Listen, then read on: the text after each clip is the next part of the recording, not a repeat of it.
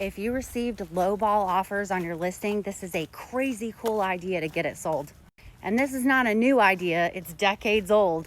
I just talked to someone this week at a convention and they're already using it too. So now, if you received a couple low offers in the beginning of your listing, and of course your seller didn't take it, and now you've been sitting on the market 90 plus days and your seller's antsy and they're more motivated than they told you they were, and they're stressing out and they want to know what happened to those other offers, well, you could do something called a reverse offer. Because listen, quite honestly, sometimes sellers don't really tell you their real motivation. If you're a good agent, then you've already figured it out well before you listed the property.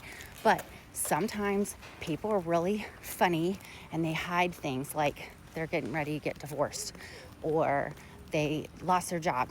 Things are that, or their credit's going bad. They are embarrassed to talk about this stuff.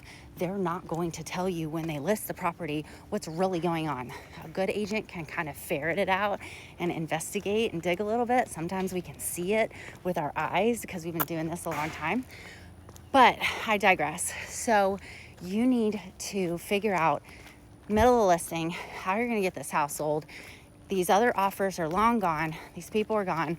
So you're going to reach out to the other offers, and once you find out what your seller really would sell for, and you're going to reach out to all those previous offers that you got and let them know that your client's a little bit more motivated than they were. You don't disclose why, even if you know, and you tell them that your client would like to offer them a sales price of, closing date of, closing concessions of, all the fill in the blanks. And you need to consult with your seller on what fits their needs best. I mean, sometimes these people are under contract with new construction and it's about to be done and they really need to sell. And in the beginning, they wanted all the money and they thought it was 2021 and they thought it was going to sell fast. But no, it's not. So here's the thing. You've got to do all the tools in your toolbox. You got to use everything in your power to try to get this home sold. And it doesn't have to be just reducing the listing price online.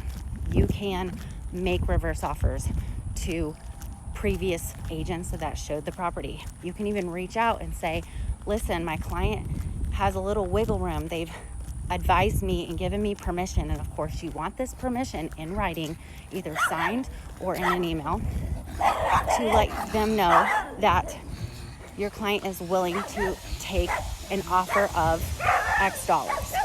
This strategy has been used for decades in other times when things didn't fly off the shelf. So this is not a new strategy, but it's just something that you guys can use and maybe it'll help you and your seller. Listen, you're not just here for a transaction. You're here to help someone in their situation to achieve their goals. And as always ask your broker if you're allowed to do this in your state, because I'm not your broker. And if you're not a broker in charge, you probably shouldn't be doing things without asking your mentor and your manager.